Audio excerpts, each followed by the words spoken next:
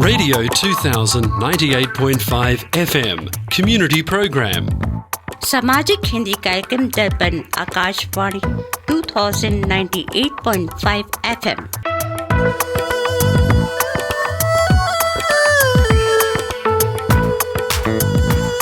Welcome to the Hindi Show featuring news, interviews, music and community announcements. स्वागत है दर्पण हिंदी कार्यक्रम में। आप सुनेंगे समाचार, विचार, संगीत और सामाजिक सूचनाएं। Radio 2000 98.5 FM Multicultural Radio.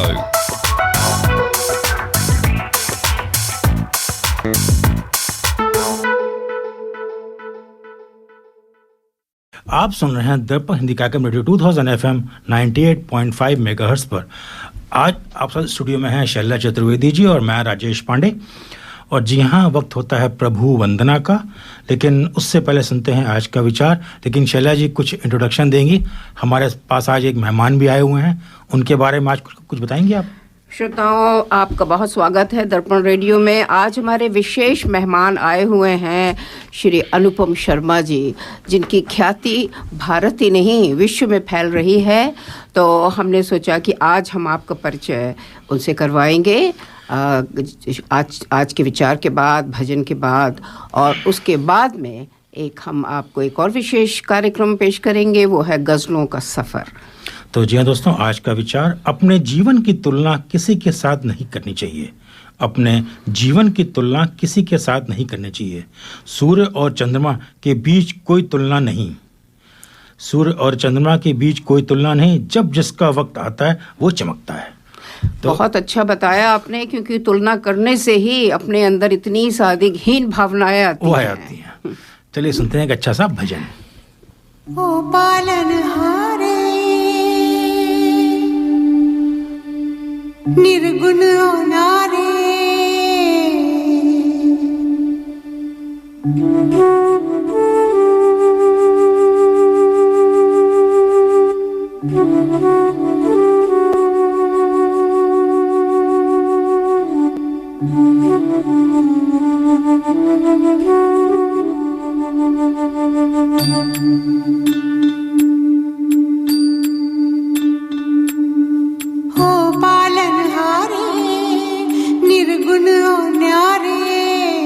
तुम्हरे बिन हमरा कोनो नहीं।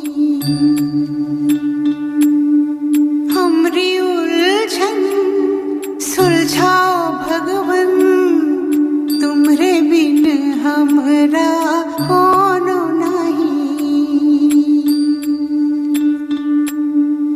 तुम्हें हमका हो संभाले, तुम्हें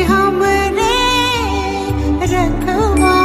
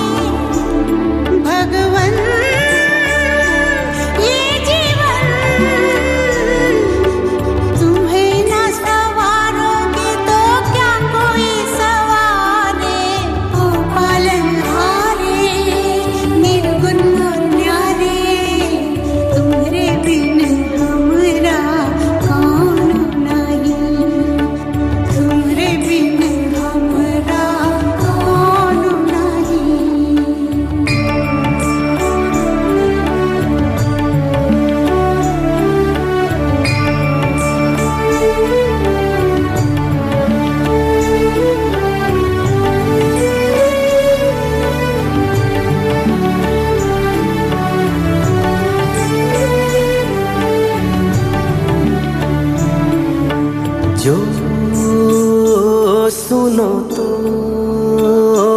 कहें प्रभु जी हमरी है बिनती दुखी जन को धीरज दो हारे नहीं वो कभी दुख से तुम निर्बल को रक्षा दो रह पाए निर्बल सुख से भक्ति को शक्ति दो भक्ति को शक्ति दो जग के जो स्वामी हो इतनी तो अरज सुनो है पथ में अंधियारे दे दो वरदान में उजियारे ओ पालनहारे निर्गुण और न्यारे तुमरे बिन हम। तो जी हाँ दोस्तों, ये था बड़ा अच्छा सा भजन। तो बहुत अच्छा भजन आपने सुनाया, शुरुआत की है अच्छी। जी हाँ दोस्तों, और एक और लगाते हैं बड़ा बढ़िया सा, ये चांद सा रोशन चेहरा, पुराना गाना, उसके बाद आते हैं गजल पे। ये गजल होनी चाहिए क्योंकि आज गजल का सफर है। जी हाँ, इसके बाद गाना।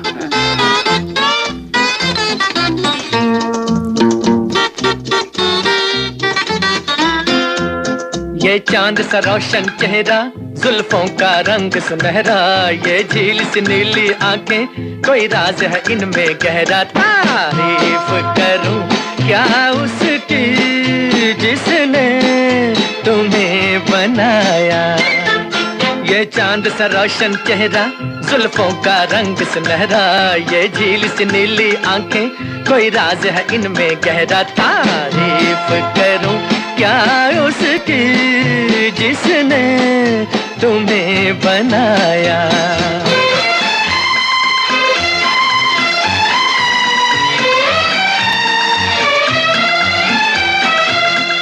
एक चीज कयामत भी है, लोगों से सुना करते थे, तुम्हें देख के मैंने माना, वो ठीक कहा करते थे, वो ठीक कहा करते थे।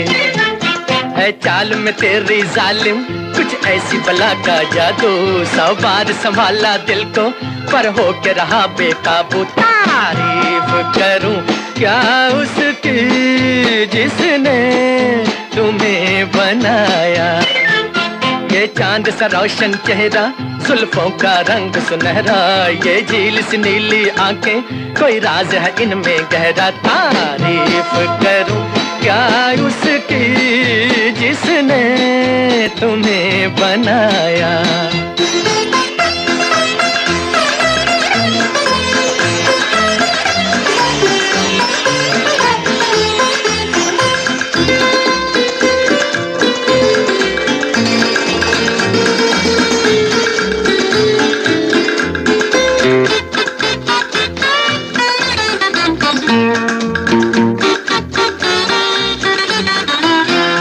हर सुबह किरण की लाली है रंग तेरे गालों का, हर शाम की चादर काली साया है तेरे बालों का।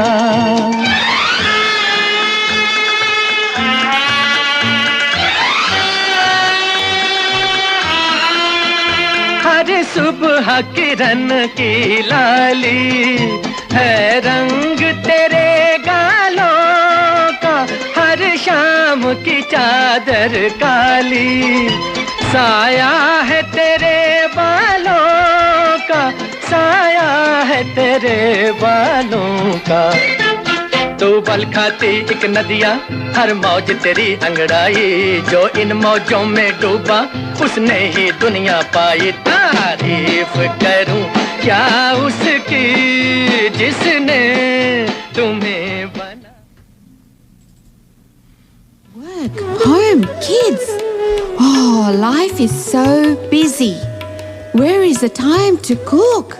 With Curry Master's complete curry mix, it's ready to cook with 3 simple steps and the curry is ready. It's so easy.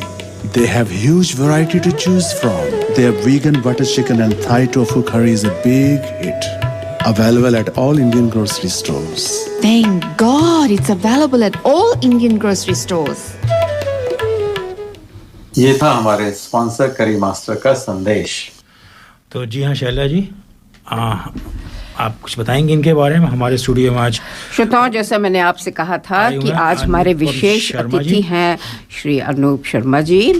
श्रोताओं, आपने अक्सर सुना होगा कि जब लोग देश छोड़कर परदेश जाते हैं तो उनका एक मुख्य कारण होता है अपने बच्चों का भविष्य। भारतीय समुदाय की संख्या गत 5 दशकों में बढ़ती ही चली जा रही है, तो मैंने सोचा कि क्यों ना एक श्रृंखला का आरंभ इस कार्यक्रम में करें कि 70 व 80 के दशकों में आए प्रवासी भारतीयों के बच्चे कहाँ तक पहुँचे हैं। हम भारतीय परिवार व आगामी पीढ़ी पश्चिमी सभ्यता में रंगकर भी भिन्न है। हमारे बच्चों पर भारतीय संस्कार व पारिवारिक परंपराओं की गहरी छाप है। घर के बाहर उन्मुक्त व स्वतंत्र वातावरण में हमारे आज के बच्चे यौवन के स्फूर्तिमय उत्साह के साथ चंद्रमा तक पहुंचने का स्वप्न देख रहे हैं। तो आज हमारे अतिथि हैं श्री अनुपम शर्मा, जिन्होंने स्वप्न केवल देखा ही नहीं है, साकार भी किया है। इनकी उपलब्धियां भारतीय प्रवास समुदाय की सफलता की कहानी है। आप पिछले वर्ष ऑस्ट्रेलिया इंडिया फिल्म काउंसिल के अध्यक्ष चुने गए थे। आप ऑस्ट्रेलिया के 50 सबसे अधिक प्रभावशाली फिल्म प्रोफेशनल माने जाते हैं। आपकी नियुक्ति ऑस्ट्रेलिया डे एम्बेसडर के रूप में हो चुकी है। भारत व ऑस्ट्रेलिया के फिल्म जगत के दिग्गज माने जाने वाले अनुपम जी ने award winning international film production व कंसल्टेंसी सेवाएं टेम्पल के नाम से स्थापित की, जो यहाँ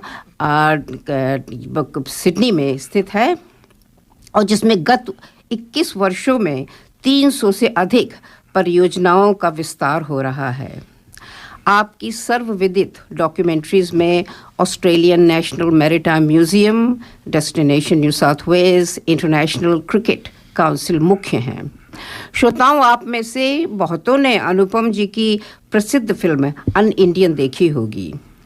द रन उनकी दूसरी अवार्ड विनिंग फीचर डॉक्यूमेंट्री थी। सलाहकार के रूप में Anupam ji Department of Foreign Affairs and Trade, Government of New South Wales, Queensland और बज लुह्रमैन की मॉलिन रूज जैसे अनेक प्रसिद्ध पदों पर प्रतिष्ठित रह चुके हैं और रह रहे हैं। अनुपम जी के विषय में पूरी तरह इनका परिचय देना इस 2 घंटे के कार्यक्रम में संभव नहीं है। तो सहृदय व गर्व के साथ अनुपम जी का मैं स्वागत कर रही हूँ रेडियो दर्पण की श्रोताओं की ओर से। अनुपम जी, आपका हार्दिक स्वागत है। नमस्कार शैलजा जी, आपको और आपके सभी सुनने वालों को नमस्कार। मुझे यहाँ ज़रूर आना चाहिए और अगर आप इस तरह का इंट्रोडक्शन देंगे, but thank you so much. ये सब सच्चाई है, इसमें मैंने कोई भी अतिशयोक्ति नहीं की है। तो अनुपम जी, आप स्वयं अपने विषय में श्रोताओं को बताएं कि आप कि इतनी प्रेरणास्पद यात्रा कहाँ से आरंभ हुई, आप यहाँ कब आए और सफलता की सीढ़ियों का राज क्या है? यात्रा तो शुरू हुई देहरादून की वादियों से जी, जहाँ जब मैं 11वीं कक्षा में था, मैंने एक फिल्म देखी सारांश जी, और तभी निर्णय लिया कि शौकिया की तौर पे नहीं लेकिन व्यवसाय के रूप में मैं फिल्म निर्माण और फिल्म निर्देशक करूँगा।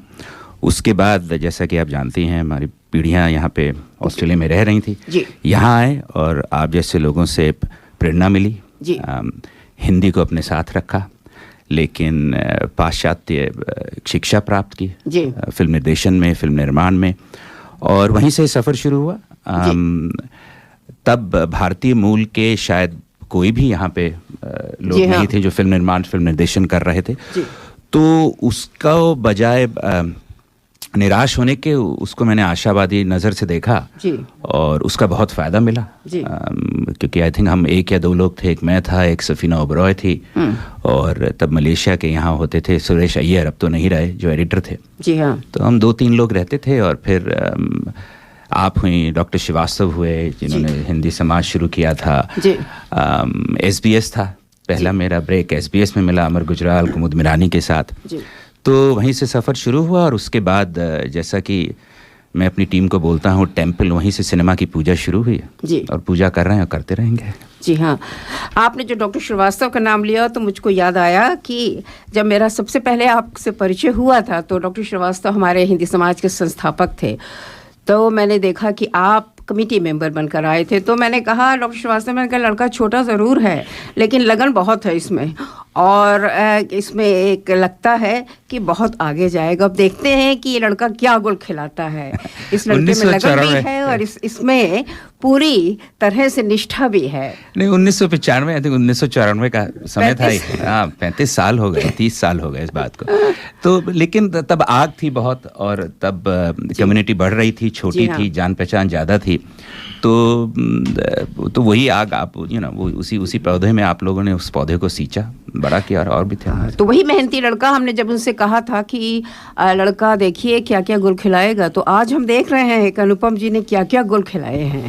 मैं इन सबको अंग्रेजी में एक टर्म है सिमेंटिक्स। जी हाँ। तो मेरा ऐसा मानना है सफ़र में ये सब सिमेंटिक्स होता है। आपने बड़े प्यार से सब इंट्रोडक्शन दिया, लेकिन हमारी इंडस्ट्री में एक बहुत कड़ा नियम है कि इन सब चीज़ों को अनदेखा करना बहुत ज़रूरी है। अच्छा। इसलिए क्योंकि ये दिलो दिमाग पे काफ़ी असर करती हैं, और एक बार अगर आपका दिल और दिमाग जिसे बोलते हैं ना जिसे बोलते हैं ओवर कॉन्फिडेंस या ईगो, अहंकार की काई से अगर लग गई दिलो दिमाग पे, तो फिर क्रियात्मक काम, सारी क्रिएटिविटी गायब हो जाती है। अच्छा, ये मुझे नहीं मालूम था कि एक बार ईगो डेवलप हो जाती है कि मैं बहुत बड़ा कलाकार हूँ, तो फिर अभी मैं आपको उदाहरण देता हूँ। अभी 3-4 हफ्ते पहले कांस फिल्म फेस्टिवल गया। जी हाँ। तो वहाँ पे ए.आर. रहमान से इंट्रोडक्शन हुआ, हम बातें करने लगे। जी। कहीं किसी एंगल, किसी वर्ड से, किसी एटीट्यूड से, किसी बॉडी लैंग्वेज से अच्छा उनके ये नहीं लग रहा था कि वो इस वक्त दुनिया के सबसे बड़े संगीतकार हैं। और बड़े प्यार से बैठे हुए थे, पानी पी रहे थे, आधा पौन घंटे बात की। तो अब चारों तरफ लोग सेल्फियां ले रहे थे, तो आए, उन्होंने अपने टीम को देखा, 2-3 फिल्म वाले हम लोग के पास जी। तो एकदम से गियर स्विच कर दिया कि हाँ, सेल्फी वाला गियर अलग है, लेकिन यहाँ पे फिल्मों की बात हो रही है। तो कोई ईगो नहीं, कोई कुछ नहीं, सिर्फ वो जिसे बोलते ना दिए हैं, कुछ ज़्यादा जल रहे हैं, कुछ कम जल रहे हैं, और बैठे बातें की। तो इन्हीं सब मीटिंग्स में, इन्हीं सब कांस वगैरह में सेल्फीज तो मिलती हैं, लेकिन प्रेरणा और ये सीख बहुत मिलती है कि किस तरह अपने आप को कंट्रोल में रखा जाए। तो नम्रता जो है, ह्यूमिलिटी, वो बहुत बड़ा पार्ट है, बहुत बड़ा आपकी सफलता में बहुत बड़ा पार्ट है। तो अनुपम जी, आपकी जो फीचर डॉक्यूमेंट्री है बॉलीवुड डाउन अंडर का ब्रांड बॉलीवुड, उसके विषय में हमारे श्रोताओं को कुछ बताइए। जी हाँ, बिल्कुल। ये ब्रांड बॉलीवुड उसी विषय पर है जिसके बारे में आप भी आज चर्चा कर रही थी कि हमारे प्रवासी भारतीय जाते हैं। जी।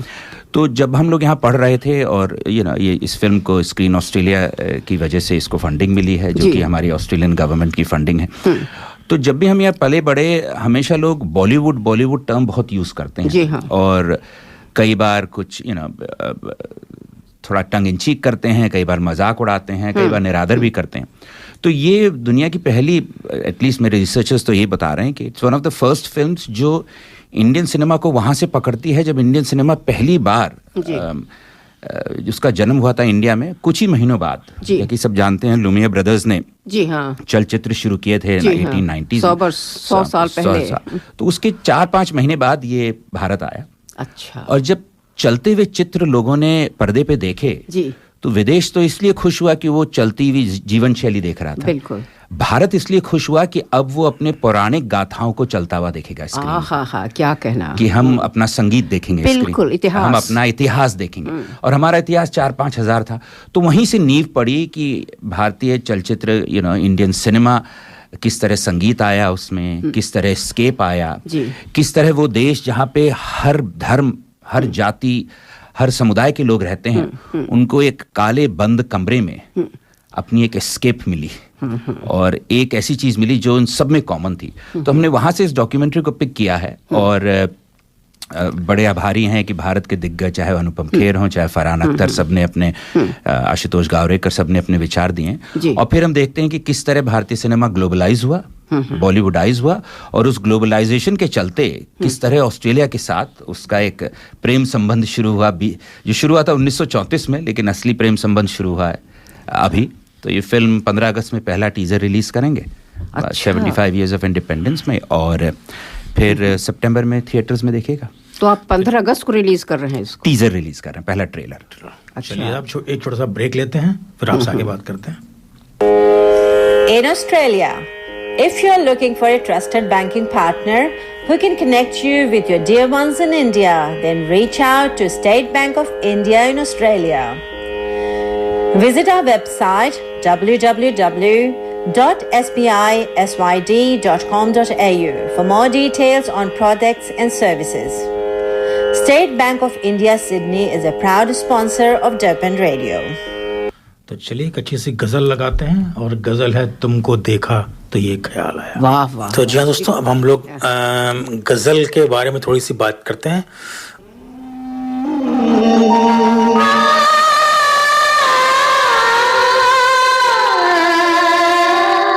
तुमको देखा तो ये ख्याल आया, जिंदगी धूप तुम घना साया।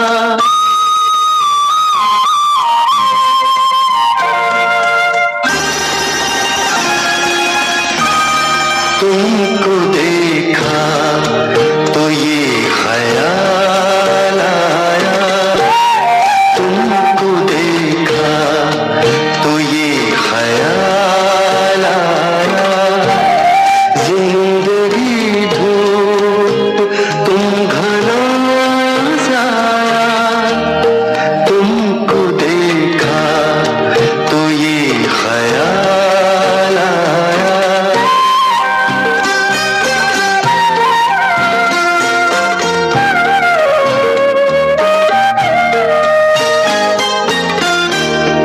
आज फिर दिल में एक तमन्ना की, आज फिर दिल में एक तमन्ना की, आज फिर दिल को हमने समझाया, आज फिर दिल को हमने समझाया।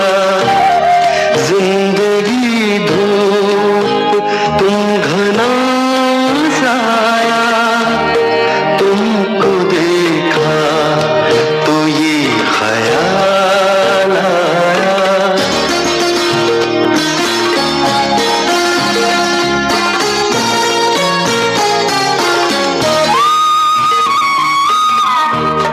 तुम चले जाओगे तो सोचेंगे, तुम चले जाओगे तो सोचेंगे, हमने क्या खोया हमने क्या पाया, हमने क्या खोया हमने क्या पाया।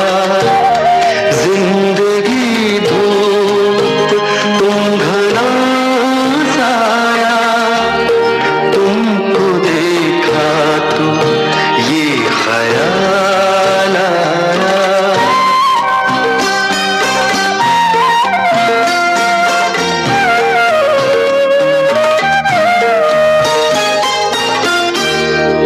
हम जिसे गुनगुना नहीं सकते, हम जिसे गुनगुना नहीं सकते, वक्त ने ऐसा गीत क्यों गाया, वक्त ने ऐसा गीत।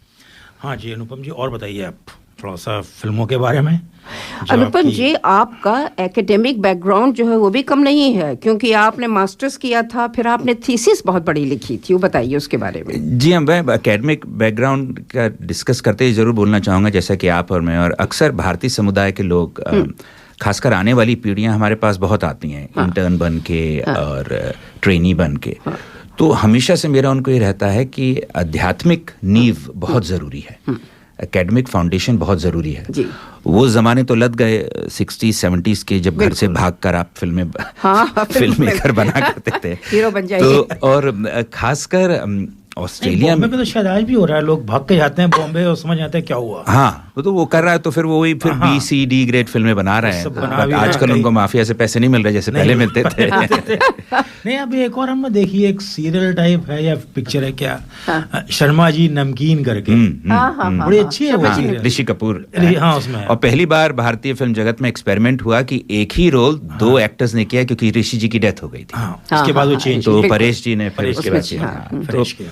तो हाँ, आज के भागते हैं, लेकिन ऑस्ट्रेलिया में हमारे पास इतनी बड़ी लग्जरी है कि हम जो कोर्स चाहें बैचलर लेवल पे, मास्टर्स लेवल पे वो कर सकते हैं। और उससे क्या मिलता है, आत्मविश्वास और आत्म संतोष मिलता है, जो कि बहुत जरूरी है। अगर आत्मविश्वास और संतोष नहीं होगा तो हम बिल्कुल फड़फड़ाते रहेंगे, और इस इंडस्ट्री में तो फिर और इतनी चीजें हैं जो आपको नीचे खींचती हैं। तो आध्यात्मिक नींव होना बहुत जरूरी है। वो माता पिता से सीखा, हमारी पीढ़ियों से सीखा, जो कि इंडियंस को होती है। बिल्कुल। अभी भी आते हैं कई बच्चे, बोलते हैं हमको ट्रेनी बनना है, एक्टर बनना है। हमने कहा 3-4 साल पहले पापड़ बेलो।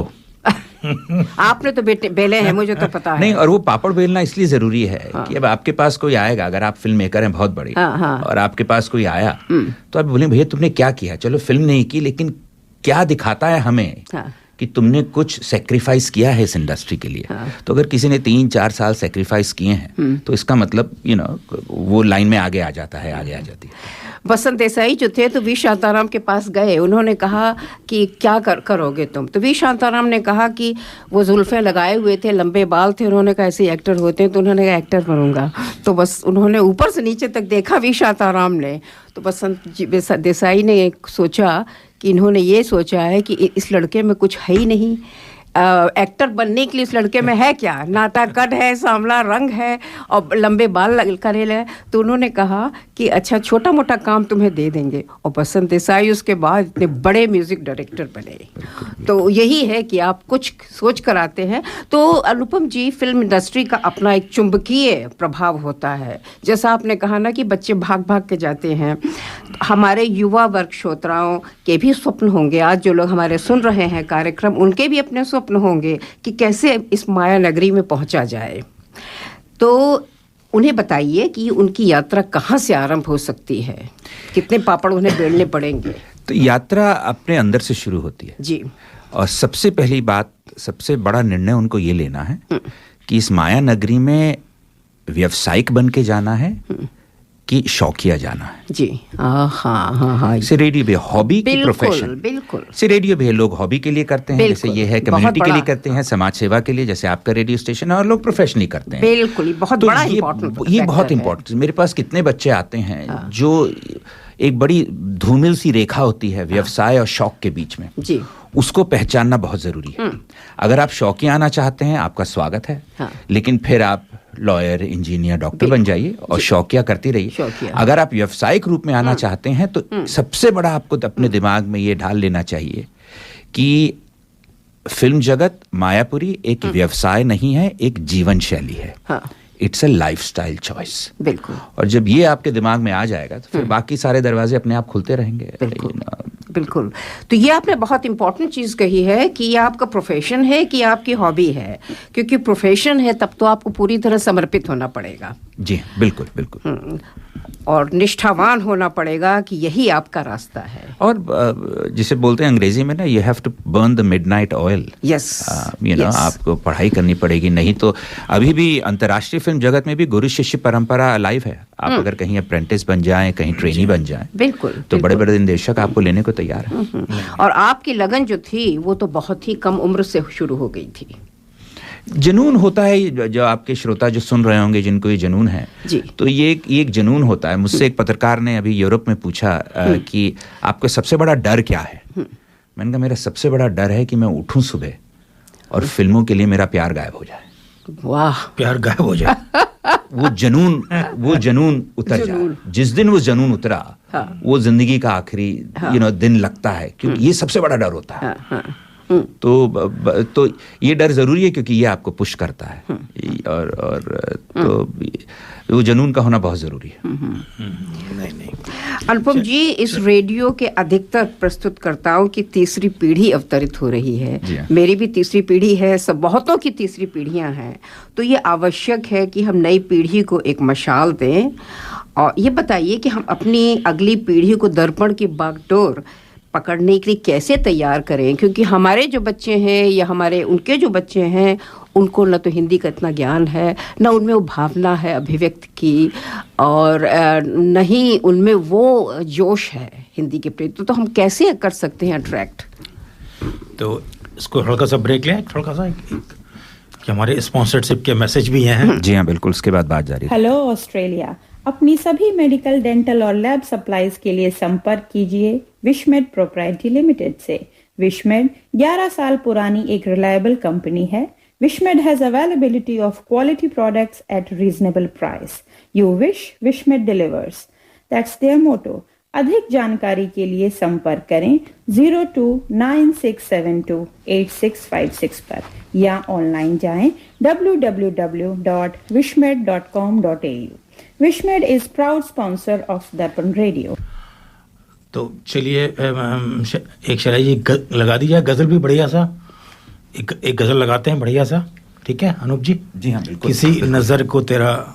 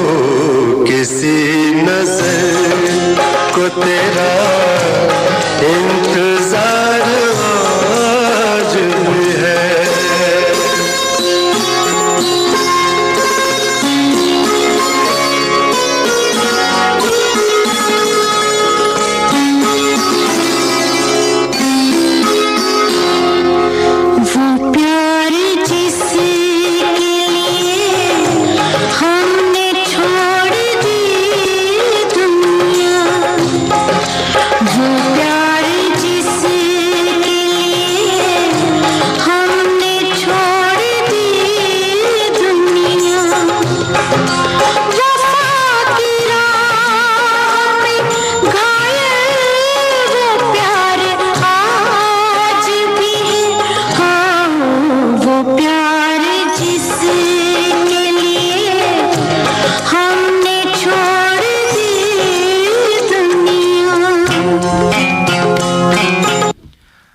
चलिए, हाँ जी अनूप जी। तो कैसे हम अपने यंग जनरेशन को दर्पण रेडियो से मिला सकते हैं? शैलजा जी, दर्पण रेडियो या क्रिएटिव वर्क या माया नगरी, उनसे आने वाली पीढ़ियां आजकल जो संबंध बनाती हैं जी, उसमें सबसे बड़ी जो आशा की बात यह है कि वो बड़े व्यावसायिक रूप से बनाना चाहती हैं। अभी हमारे ऑफिस में भी पिछले 2-3 महीने में कुछ ट्रेनीज आए, तो बड़ा अच्छा लगा। दूसरी तीसरी पीढ़ी के भारतीय मूल के लोग हैं, आए अच्छी तरह फिल्म स्कूल से बैचलर्स मास्टर्स वगैरह करके आए हैं, और काम करने का तरीका उनका पाश्चात्य है, लेकिन आत्मा उनकी अभी भी भारतीय है। यही तो ब्यूटी है सब। और मेरा मंत्र, चाहे हमारी टीम हो चाहे मेरी फिल्में हो, हमारा मंत्र हमेशा ये है कि आप 1960 से, तो हमने एक रिसर्च कमीशन की थी हॉलीवुड में, 1960 से विदेशी शरीर और भारतीय आत्मा, इस संबंध, इस जो फॉर्मूले से जो फिल्में बनी हैं, वो 80-90% नहीं 100% सक्सेसफुल रही हैं। आप चाहे छोटी फिल्में ले लीजिए, हीट एंड डस्ट थी, या आप बड़ी फिल्में ले लीजिए, गांधी हुई, बेंडेड लाइक बैकम हुई, या ऑस्ट्रेलिया की फिल्में ले लीजिए आप, लायन हुई, होटल मुंबई हुई, तो ये सब हमेशा से सटीक रही हैं। और जो हमारी आने वाली पीढ़ी है, they are best place to carry this formula forward, क्योंकि उनकी परवरिश तो यहाँ की है, पाश्चात्य अपब्रिंगिंग है, लेकिन कहीं भी आप देख लीजिए, चाहे दूसरी तीसरी पीढ़ी के हों, भारतीयता नहीं जाती है। ये बहुत इंपॉर्टेंट चीज है, और वही है सूत्र सफलता का। जी हाँ, वही है सूत्र। और तो वो भारतीयता बनाते हुए उनको थोड़ा सा एग्रेसिव, ये जिसे बोलते हैं प्रोएक्टिव होना पड़ेगा। इसलिए कि हम अब नहीं चाहते, अब वो समय चला गया 2022 में कि भारतीय कहानियां गैर भारतीय लोग सुनाएं। जब हम तीसरी third I think biggest migrant group है, तो हमारी कहानियां हम ही सुनाएंगे, हम ही सुनाएंगे। बहुत विदेशी लोग आ गए, हमारी कहानियां सुना गए, और कैमरा हमारे स्लम्स और हमारी गरीबी पे दे गए। वो दिल से नहीं, दिमाग से होता है। वो दिल से भी, दिमाग से होता है। और जिसे कहते हैं, एक वेस्ट में एक टर्म है जिसे मैंने आजकल अपनी करंट फिल्म में बहुत यूज किया है, पॉवर्टी पॉर्न और गिल्ट, वाइट गिल्ट। तो वो या तो कुछ भी कह लीजिए, उनमें अंदर इतनी ग्लानी है जो भी कुछ कॉलोनियल्स ने किया है, कि जब भी भारतीय कैमरा जाता है तो स्लम्स में चले जाता है। एक क्लासिक एग्जांपल देता हूँ, मुझे एक डॉक्यूमेंट्री बनाने को मिली, रन, जिसको बेस्ट डॉक्यूमेंट्री का अवार्ड मिला लंदन में। डॉक्यूमेंट्री थी पैट फार्मर पे, जो एक नेता रहे हैं यहाँ पे। वो कन्याकुमारी से कश्मीर तक दौड़ रहे थे। अच्छा। और इस डॉक्यूमेंट्री को विकास स्वरूप, जिन्होंने स्लमडॉग मिलियनेयर लिखी, बड़े दिग्गज सिविल सर्वेंट हैं, वो सपोर्ट कर रहे थे, और भारतीय सरकार सपोर्ट कर रही थी। तो मैं नाम नहीं लूंगा, लेकिन भारतीय सरकार के एक बड़े उच्च अधिकारी ने, जो कि प्रधानमंत्री राष्ट्रपति के साथ हमारी मीटिंग्स करवा रहे थे, इंटरव्यूज उन्होंने बोला, अनुपम आप निर्देशन कर रहे हैं इसका? मैंने कहा मैं कर रहा हूँ। कहते हैं अगर हम आप कर रहे हैं तो हमारा रवैया अलग रहेगा। मैंने कहा मैं समझा नहीं। कहते हैं हम परेशान हो गए हैं विदेशी आके कैमरा हमारी गरीबी पे करने में। आप दिल से भारतीय हैं तो आप ऐसा शायद नहीं करेंगे। तो मेरा रिस्पॉन्स था कि देखिए, मैं जो भी कुछ करूंगा इंडिपेंडेंट फिल्म मेकर, लेकिन मैं सेंसरशिप एक्सेप्ट नहीं करूंगा। कहते हैं हम सेंसरशिप की बात नहीं कर रहे हैं, हम वो करना चाह रहे हैं कि आप दिल से क्या अच्छी चीजें दिखाना चाह रहे हैं भारत की। बिल्कुल, बहुत अच्छा। तो वो बहुत जरूरी है, और वो खाली भारतीय पीढ़ी के लोग ही कर सकते हैं। जब तक आपकी रग में भारत का खून नहीं दौड़ेगा, आप नहीं समझ सकते हैं कि क्या हमारी व्यथा होती है। तो इसीलिए आप इतने सक्सेसफुल हैं, क्योंकि आप में पूरी भारतीयता है। तो अब भारत, या वो भारतीयता नहीं, और भारत एक कोई पॉलिटिकल चीज नहीं है। बिल्कुल। मैं मॉरिशस में मिला, एक शूटिंग की मैंने, वहां के लोग अपने आप को इतना भारतीय मानते हैं। आपके वेस्ट इंडीज में हैं, आपके फिजी में हैं, माल्टा में हैं, और उन्होंने देखा भी नहीं है भारत। क्योंकि भारतीयता कोई जैसे कोई ऐसी चीज नहीं है। भारतीयता it's an idea, it's not an identity. So if you believe in it, और उसकी मस्ती अलग है अगर आप भारतीय होके आगे काम करें। तो इन आंखों की मस्ती अगर है आपके पास गजल, तो चलिए आप कहते हैं। चलिए, तो बहुत ही खूबसूरत गजल है आशा भोसले की, एवरग्रीन गजल।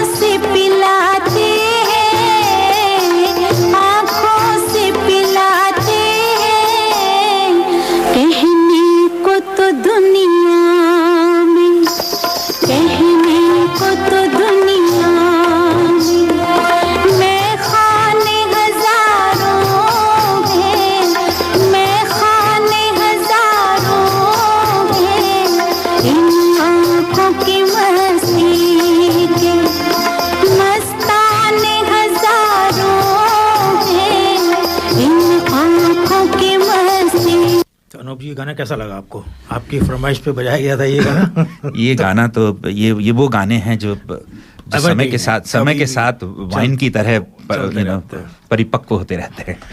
एक छोटा सा मैं जोक सुनाता हूँ आपको, बड़ा अच्छा सा है। हाँ। एक शराबी बहुत बीमार था और मारे शराब के मारे उसका बुरा हाल होता था, बिना पिए रह नहीं पाता था। फाइनली वो डॉक्टर के पास गया दिखाने के लिए। उसकी वाइफ ले गई, चलो डॉक्टर को दिखा के लाते हैं। डॉक्टर को दिखाया तो डॉक्टर ने पहला वो था, डॉक्टर ने पूछा क्यों शराब पीते हो? अब वो अगल बगल देख रहा चारों तरफ, कहता है हाँ डॉक्टर साहब, थोड़ा छोटे पैक बनाइएगा।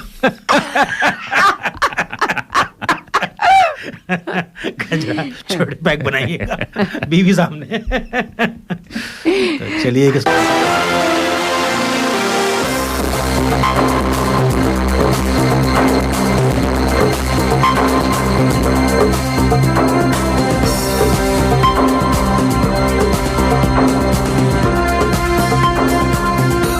कोरोना वायरस से जुड़ी ताजा खबर में आपका स्वागत है।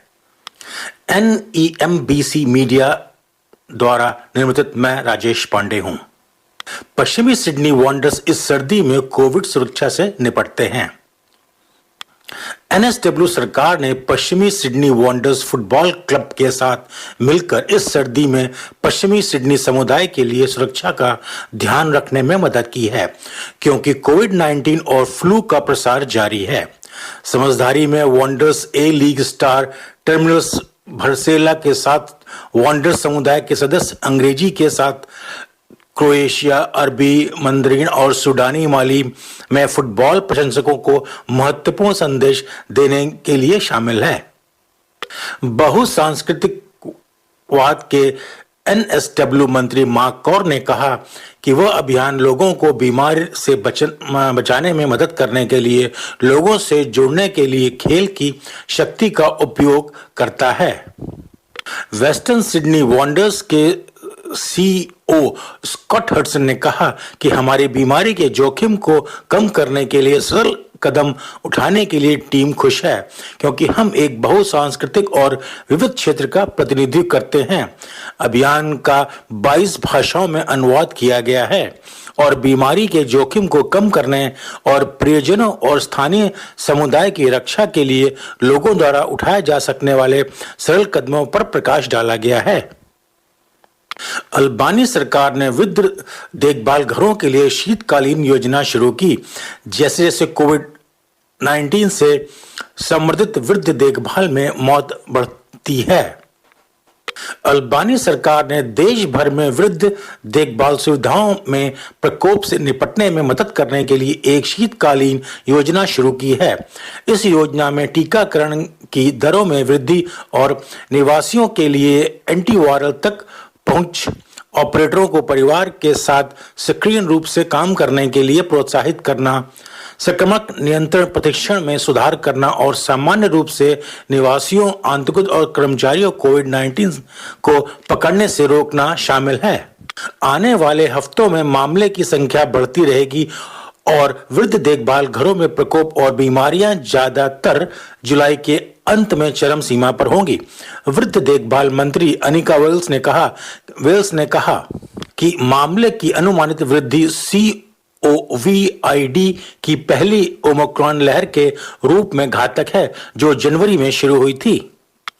मुफ्त फ्लू टीकाकरण बस कुछ ही दिन शेष। NSW के लिए मुफ्त फ्लू का टीकाकरण केवल रविवार 17 जुलाई तक उपलब्ध है। स्थानीय GP और फार्मासिस्ट दोनों में मुफ्त टीकाकरण उपलब्ध है। स्वास्थ्य मंत्री ब्रेड हेजर ने कहा कि फ्लू जैब प्राप्त करने के लिए केवल कुछ मिनट लगते हैं और इसका मतलब है कि आप या आपके परिजनों इस सर्दी में अस्पताल में समाप्त नहीं होंगे। अस्पताल में भर्ती होने वाले फ्लू के मामले की संख्या बढ़ रही है। COVID की तुलना में 4 गुना अधिक बच्चों को फ्लू के साथ सिडनी चाइल्ड अस्पताल में भर्ती कराया जा रहा है। NSW हेल्थ अनुशंसा करता है कि फ्लू गर्भवती महिलाओं और 5 वर्ष से कम बच्चों से जटिलताओं की गंभीर बीमारियों से उच्च जोखिम वाले लोग इस अवसर को मुफ्त फ्लू टीकाकरण के लिए लें। मैं राजेश पांडे। अधिक खबरों के लिए कृपया अगली बार हमसे जुड़ें। सुरक्षित रहें। ये समाचार आपके लिए नेशनल एथिक और मल्टी कल्चरल ब्रॉडकास्टर काउंसिल द्वारा लाया गया है। धन्यवाद।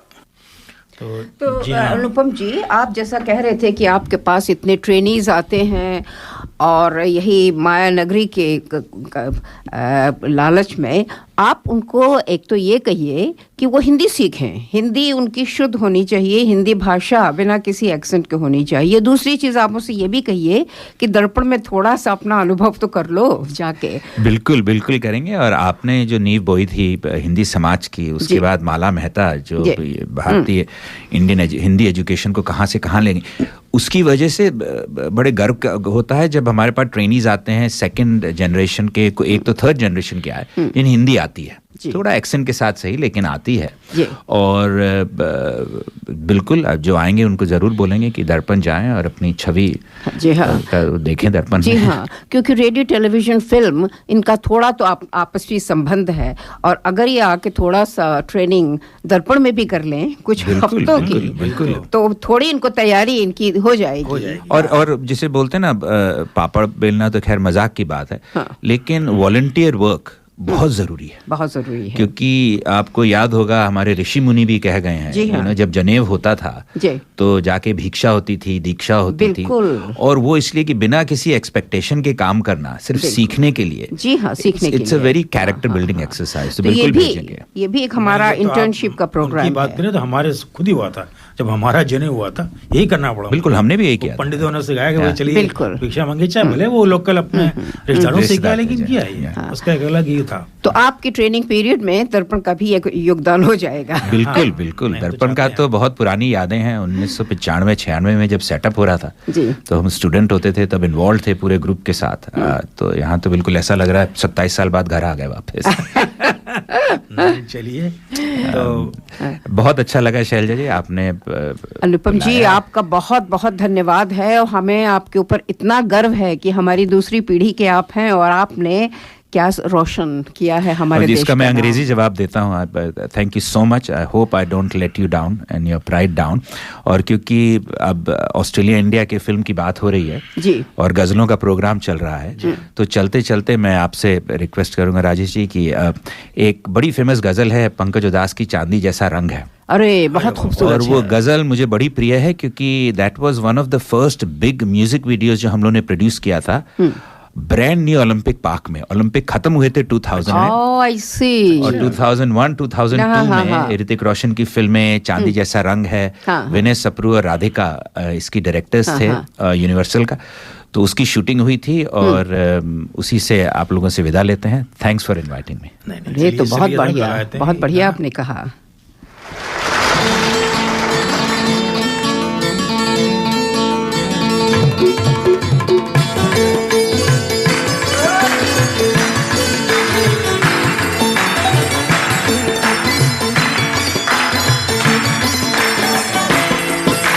चांदी जैसा रंग है तेरा, सोने जैसे बाल, एक तू ही धनवान है गोरी, बाकी सब कंगाल।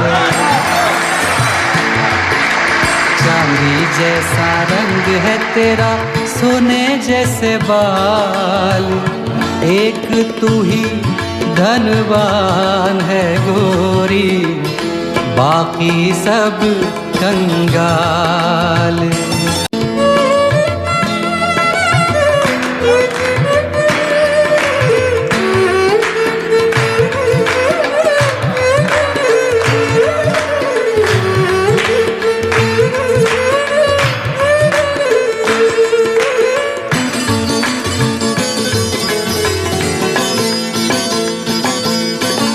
रास्ते से तू गुजरे वो फूलों से भर जाए,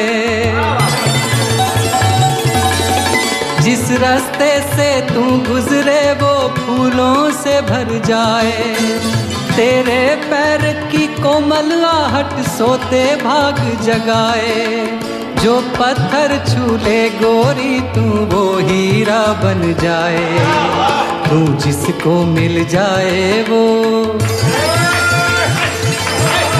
तू जिसको मिल जाए वो हो जाए माला माल।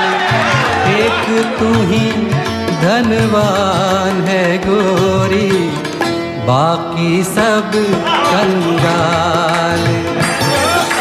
चांदी जैसा रंग है तेरा, सोने जैसे बाल। एक तू ही धनवान है गोरी, बाकी सब कंगाल।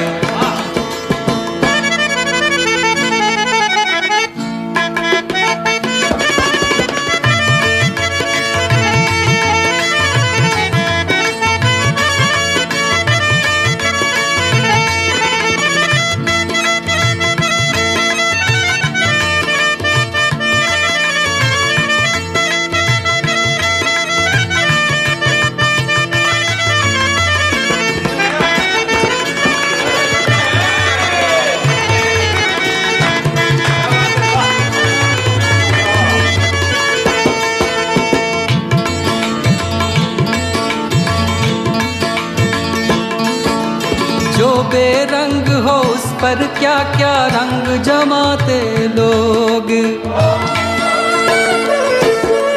जो बेरंग हो उस पर क्या क्या रंग जमाते लोग। तू नादान न जाने कैसे रूप चुराते लोग। नजरें भर भर देखें तुझको आते जाते लोग।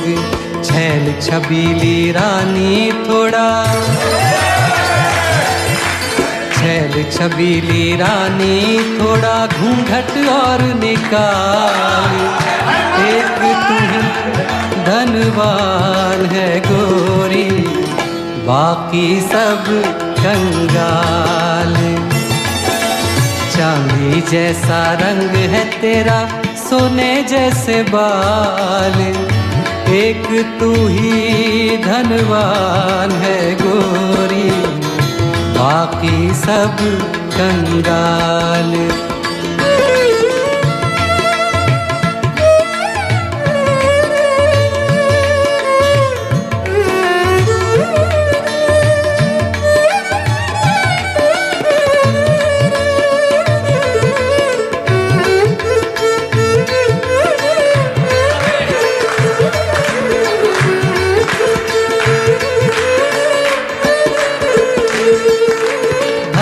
घटा कलियां और तारे सब हैं तेरे रूप।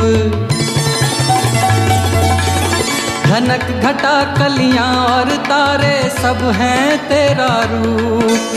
गजलें हो या गीत हो मेरे सब में तेरा रूप। यूं ही चमकती रहे हमेशा तेरे हुस्न की धूप। तुझे नजर ना लगे किसी की, तुझे नजर ना लगे किसी की, जिए हजारों साल।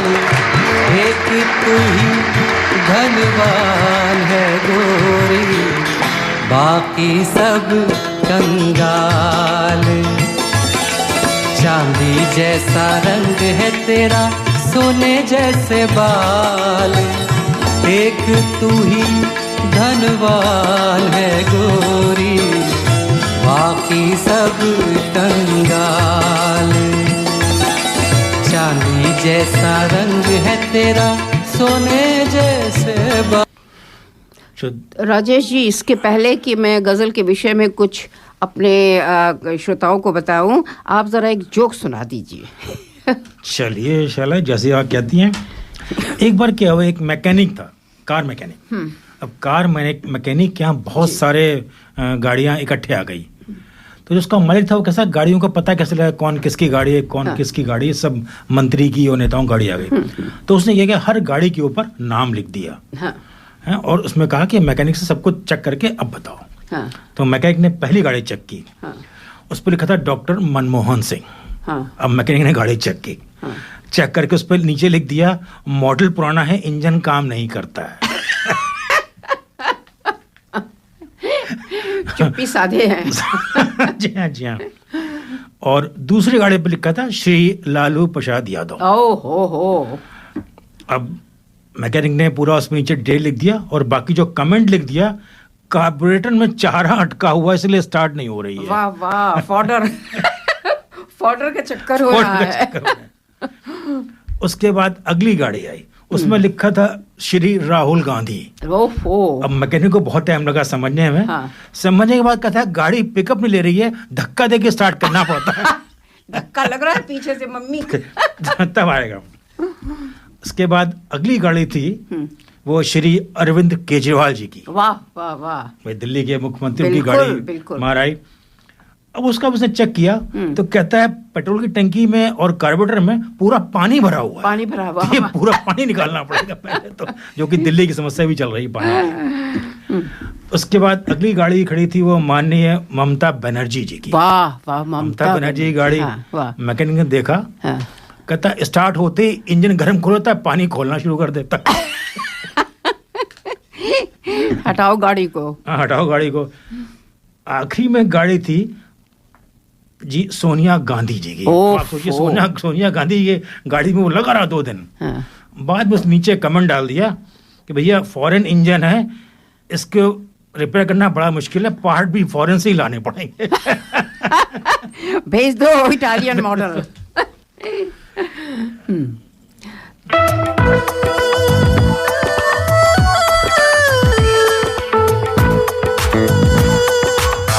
You have been listening to The Hindi Show.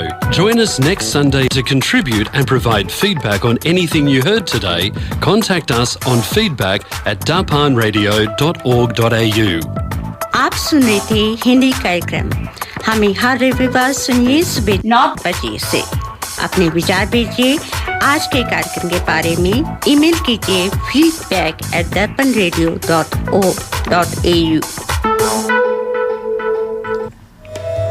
Work, home, kids. Oh, life is so busy. Where is the time to cook?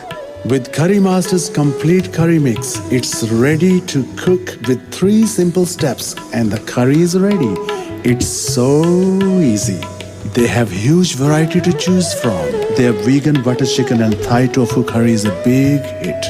Available at all Indian grocery stores.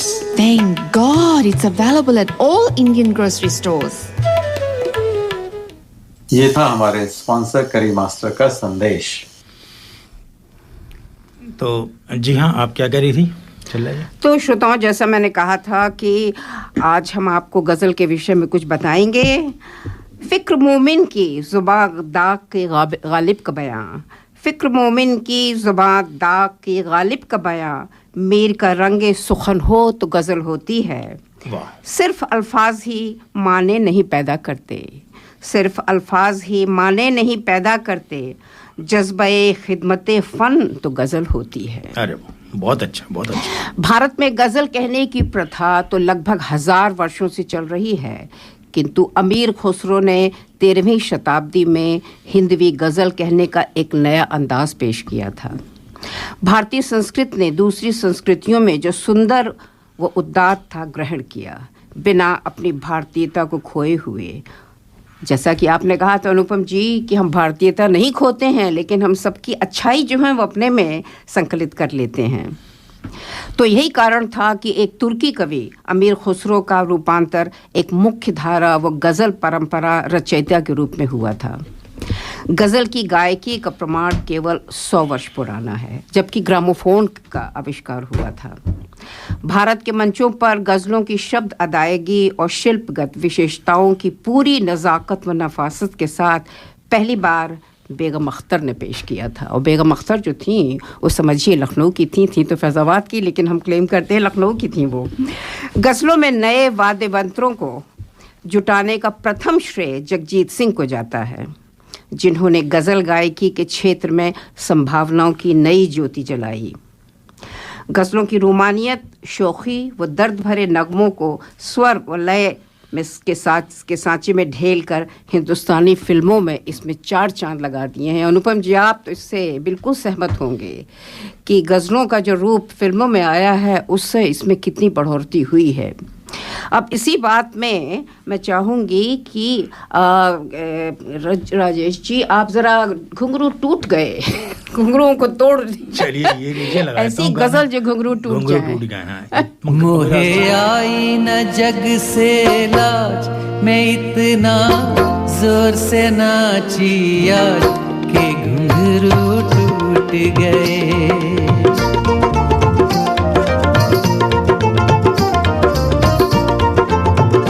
मोहे आई न जग से लाज, मैं इतना जोर से नाची आज के घुंघरू टूट गए।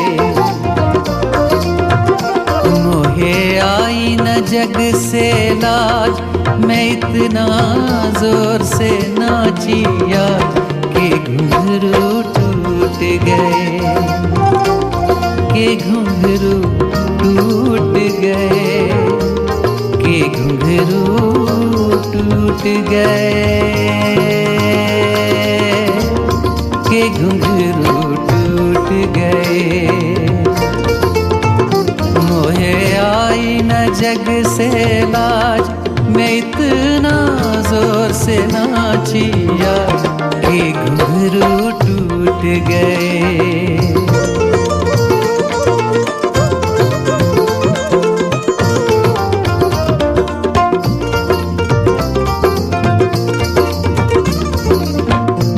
बसी थी जिनके सपनों में, वो गिनेगा अब मुझे अपनों में। मैं बसी थी जिनके सपनों में, मैं बसी थी जिनके सपनों में, मैं बसी थी जिनके सपनों में। वो गिनेगा अब मुझे अपनों में। बसी थी जिनके सपनों में हो, वो गिनेगा अब मुझे अपनों में। कहती है मेरी हर अंगड़ाई,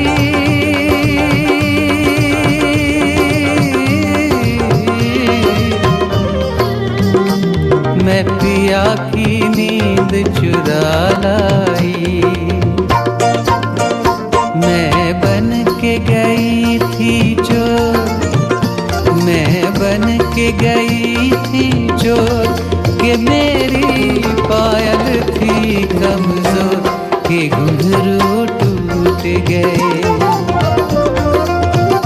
मैं बन के गई थी चोर, कि मेरी पायल थी कमजोर, के घुंघरू टूट गए, के घुंघरू टूट गए, के घुंघरू टूट गए,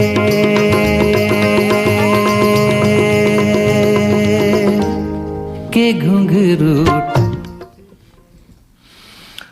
तो जी हाँ शैला जी, आपको उम्मीद है कि आपको बड़ा अच्छा लगा होगा गजल। ये गज़ल का आज का हमारा जो विशेष कार्यक्रम है वो गज़ल के सफ़र का है, तो गज़ल सुनते हैं। अच्छा, व्हाट्सएप ग्रुप पे हमारे कुछ लोगों ने जो है प्रोग्राम की तारीफ़ की है और कुछ लोगों ने लिखा है। तो जी हाँ, अगर आप भी ग्रुप पर हैं, अगर आप कुछ अपना लिखना चाहते हैं तो आप भेज सकते हैं। अगर आप प्रोग्राम सुन रहे हैं तो देखिए, प्रदीप जी ने डाला हुआ है कार्यक्रम का अच्छा आरंभ, विस्तृत समाचार, सुविचार और मधुर भजन। चलिए प्रदीप जी, धन्यवाद। यतेंद्र गुप्ता लिखते हैं, अच्छा भजन से आज का शुभ कार्यक्रम, बहुत अच्छा, धन्यवाद गुप्ता जी। प्रदीप उपाध्याय जी लिखते हैं, आज का विचार वर्तमान प्रतिस्पर्धाओं समाज के लिए अत्यंत उपयोगी है। उपाध्याय धन्यवाद। और उसके बाद है गुप्ता जी फिर लिखते हैं, गज़ल गुप्ता जी को बहुत पसंद आई, यतेंद्र गुप्ता जी को। और प्रदीप उपाध्याय जी लिखते हैं फेमस एतबार गज़ल, बहुत दिनों बाद भूपेंद्र की आवाज़ सुनी। चलिए प्रदीप जी। और में does not matter any want to follow the professional hobby, ये रवि सूद जी लिखते हैं I think commitment and consistency is must, is does not matter to your want to follow the professional और हॉबी। प्रदीप जी को अनदर गज़ल लगाई थी, बहुत पसंद आया। और प्रदीप लिखते हैं राजेश जी आपके चुटकुले पर तो मैं अभी तक हंस रहा हूँ। अरे वाह, चलिए प्रदीप जी, बहुत ही अच्छा है। और सुनील कुमार लिखते हैं Sunil ji Darpan radio program progressive beautiful songs and interview. चलिए सुनील जी। और उसके बाद है प्रदीप जी लिखते हैं बहुत अच्छा चल रहा है, अगला चुटकुला उनको बहुत पसंद आया। तो चलिए आपको भी अगर प्रोग्राम अच्छा लग रहा है, अगर आप कुछ कमेंट्स भेजना चाहते हैं तो हमारे व्हाट्सएप ग्रुप में भेज सकते हैं। तो कहिए तो Work, home, kids. Oh, life is so busy. Where is the time to cook? With Curry Master's complete curry mix, it's ready to cook with 3 simple steps and the curry is ready. It's so easy. They have huge variety to choose from. Their vegan butter chicken and Thai tofu curry is a big hit. Available at all Indian grocery stores. Thank God it's available at all Indian grocery stores. ये था हमारे sponsor करी master का संदेश। तो जैसा मैंने कहा था कि एक गज़ल का सफ़र है और मैं आप गज़ल की चर्चा थोड़ी करूंगी। श्रोताओं, गज़ल कविता, नज़्म या शायरी का साज व आवाज़ से सुसज्जित रूप है। यूँ तो शायरी अपने आप में मुकम्मल थी, किंतु 1930 के लगभग शास्त्रीय संगीत के साज ने व के सहगल की दिलकश आवाज़ ने एक इसे नया आयाम दिया था। गालिब की नज़्म व सहगल की आवाज़ से जैसे लगता था सारा हिंदुस्तान गा उठा है। गज़ल का पहनावा हमेशा के लिए रंगीन हो गया था सहगल की आवाज़ से, और एक नया सफ़र शुरू हो गया था। ये सफ़र सहगल साहब का दौर माना जाता है। श्रोताओं, शायद आपने ये गीत सुना होगा, फिर मुझे दीदाए तर याद आया, कि सहगल का बड़ा ही मशहूर गाना था। और एक दूसरा था स्ट्रीट सिंगर का गाना था, बाबुल मोरा नैहर छूट ही जाए। सहगल साहब के दौर में, जो कि उन्हीं के नाम से जाना जाता है, मास्टर मदन का आना वो जाना भी हुआ। मास्टर मदन 8 वर्ष का एक बालक था, होनहार गज़ल गायक था, जिसकी मृत्यु 15 वर्ष की आयु में हो गई थी। और 15 वर्ष में उसने इतना नाम कमा लिया था कि आज भी लोग सुनते हैं उसकी मशहूर गज़ल, हैरत से तक रहा था जहाने वफ़ा मुझे तुमने बना दिया है, मोहब्बत में क्या मुझे। ये उनका बहुत ही मशहूर उनकी गज़ल थी। श्रोताओं, गज़ल का सफ़र लंबा है और हमारे पास समय की कमी हमेशा की तरह आज भी है, तो मैंने सोचा कि आपका संक्षिप्त परिचय आज के प्रसिद्ध गज़लकारों से मैं करवाऊं। फिर यदि आपको यह श्रृंखला अच्छी लगे तो बताइएगा, हम फिर से गज़ल पेशना शुरू करेंगे। तो C.H. आत्मा की आवाज़ सहगल से मिलती थी। इनकी प्रसिद्ध गज़ल थी मैं नशे में हूँ, शायद आपने सुनी हो। वैसे तो कहा जाता है कि पिछली शताब्दी में मुख्तसर सभी गायकों ने सहगल की ही लीक पर गाया है, लेकिन हबीब अली मोहम्मद इसके और भी करीब आ गए थे। उनका प्रकाशित संकलन लगता नहीं है दिल मेरा उजड़े दयार में काफ़ी प्रसिद्ध हुआ था। मुकेश के आरंभिक गीत सहगल के ही पदचिन्हों पर थे। महिला गज़ल गायकों का एक अपना ही आकर्षण था। बेगम अख्तर फैज़ाबादी को गज़ल क्वीन कहा जाता है। वह उनका अपना अलग दौर 50 व 60 दशक में चोटी पर रहा। मलिका पुखराज की लोकप्रिय गज़ल अभी तो मैं जवान हूँ अभी भी कानों में गूंजता है। इकबाल बानो 50 के दशक की एक लोकप्रिय गायिका थीं, जिनकी मशहूर गज़ल मेरी एवरग्रीन फेवरेट गज़ल है तू लाख चलेरी गोरी थम थम के, पायल में गीत हैं छम छम के। बहुत ही खूबसूरत गज़ल है ये। अरे वाह। आबिदा परवीन व फरीदा खानम पाकिस्तान की नामी गज़लकार हैं। छाया गांगुली पर भी बेगम अख्तर का उतना ही प्रभाव था। उन्होंने इल्तिजा, तस्कीन व इश्क के नाम से एल्बम रिलीज़ किए थे। नूरजहां को मलके तरन्नुम का खिताब मिला था। इनकी गज़ल में फिल्मी अंदाज की शुरुआत हुई। तलत महमूद ने शायद सबसे ज़्यादा गज़लें गाई हैं और ये मेरे पसंदीदा गायक भी हैं। मुझे उम्मीद है कि आज राजेश जी तलत महमूद की एक गज़ल ज़रूर सुनवाएंगे। इनका एल्बम गज़ल के साथ उठाओ 1980 में प्रकाशित हुआ था। लता मंगेशकर ने गालिब व सजदा नाम से एल्बम रिलीज़ किए थे।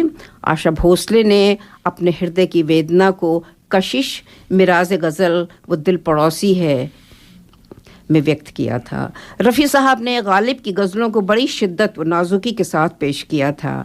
तमाम फिल्मी गज़लों के गायक रफ़ी ने लगभग सभी भारतीयों के हृदय को छुआ होगा। मन्ना डे के तमाम गैर फिल्मी गीत व गज़ल आज भी लोकप्रिय हैं। सुधा मल्होत्रा के गैर फिल्मी गीतों को जगजीत सिंह ने सजाया था। मेहदी हसन कई बार सिडनी आ चुके हैं। इनकी प्रसिद्ध गज़ल अहमद फराज की लिखी हुई थी, रंजिशी सही दिल को दुखाने के लिए आ, आपने ज़रूर सुनी होगी। अगर राजेश जी के पास होगी तो सुना देंगे। तो सुनवाएंगे जी। 1978 में मेहदी हसन भारत की यात्रा में गए थे। इनका भरपूर स्वागत हुआ था भारत में और इनकी आवाज़ बरसों तक गूंजती रही थी। रूना लैला मेहदी हसन से प्रभावित परिपक्व गज़ल गायिका हैं और इनका मस्त कलंदर भी आपको याद होगा।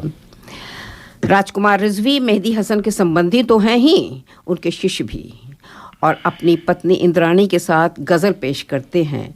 परवेज़ मेहदी हसन के शागिर्द एक संगीतकार व गज़ल गायक हैं। गुलाम अली भी कई बार सिडनी आ चुके हैं। आपने आशा भोसले व दिलराज कौर के साथ डुएट पेश किए हैं व इनके गीतों को संगीत दिया है। अहमद व मोहम्मद हुसैन दो भाई हैं जो जयपुर घराने के हैं। इनके प्रकाशित एल्बम 1980 में हम ख्याल, इजहार, रफ़ाकत, ख्याल के यार है। अब राजेश जी एक गज़ल सुनवाइए ज़रा। ये लीजिए।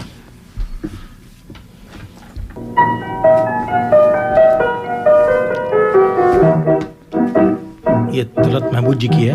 वाह वाह, तलत महमूद। आंखें दिल हुआ दीवाना किसी का, मिलते ही आंखें दिल हुआ दीवाना किसी का, अफसाना मेरा बन गया अफसाना किसी का, अफसाना मेरा बन गया अफसाना किसी का।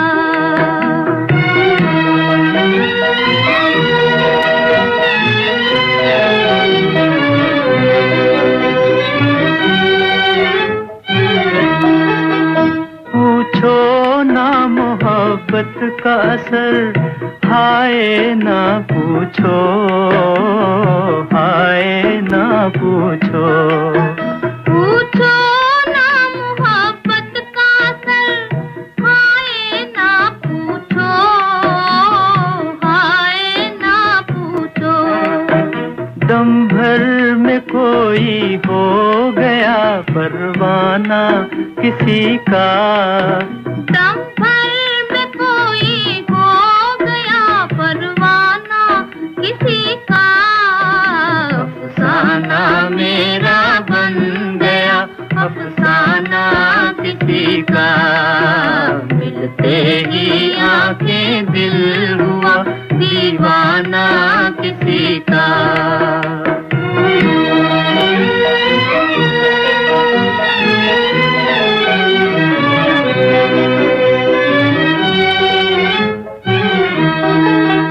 हंसते ही न आ जाए कहीं आँखों में आंसू, आँखों में आंसू, हंसते ही न आ जाए कहीं आँखों में आंसू, आँखों में आंसू, भरते ही छलक जाए ना पैमाना किसी का, भरते ही छलक जाए ना पैमाना किसी का। खूबसूरत गज़ल थी शमशाद बेगम और तलत महमूद की गाई हुई राजेश जी, और ये फिल्म थी बाबुल। इसको लिखा था शकील बदायूनी ने और इसका संगीत दिया था नौशाद ने।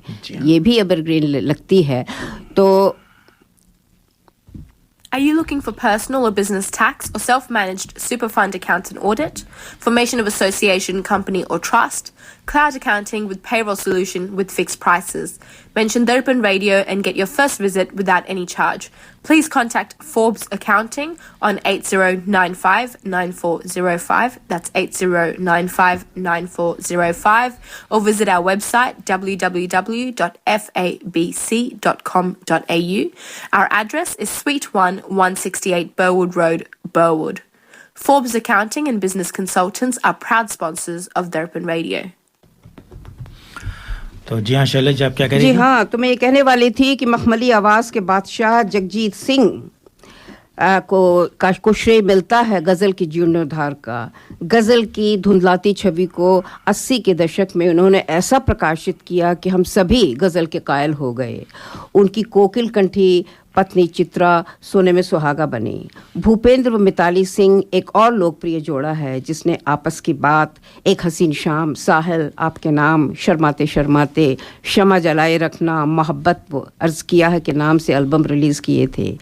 पंकज उदास गज़लों को एक आम आदमी तक ले गए थे। फिल्मी गीतों की तरह लोग उन्हें गुनगुनाने लगे। आज के उभरते गज़ल गायकों में हरिहरन, घनश्याम वासवानी व विनोद सहगल का नाम आता है। गज़ल हिंदी फिल्मों का एक अभिन्न अंग है।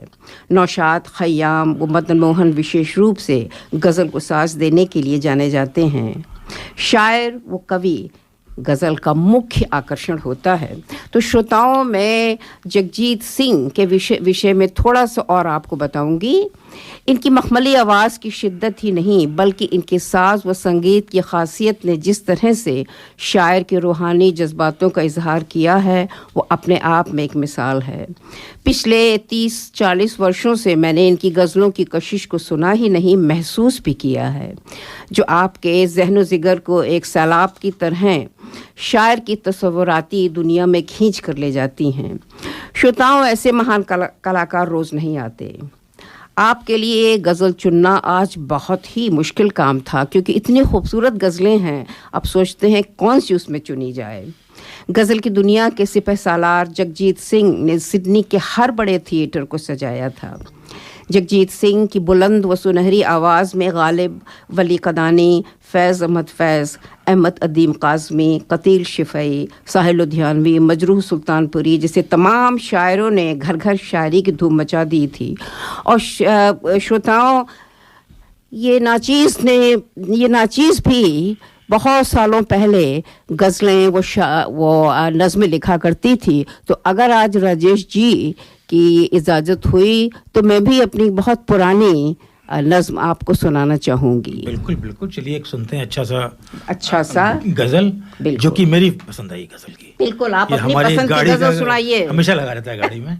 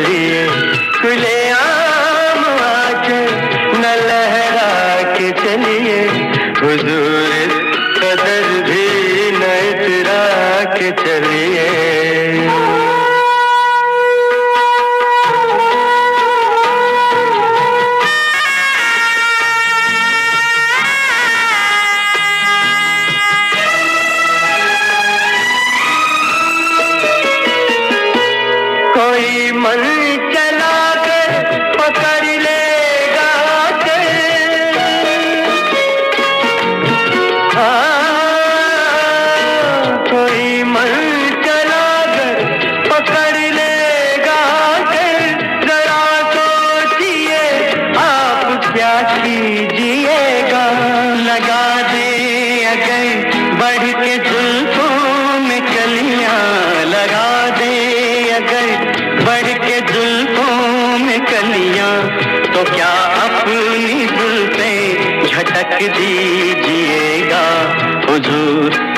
कदर भी ना इतरा के चलिए, खुले आम आंचल न लहरा के चलिए हुजूर, इस कदर भी ना इतरा के चलिए।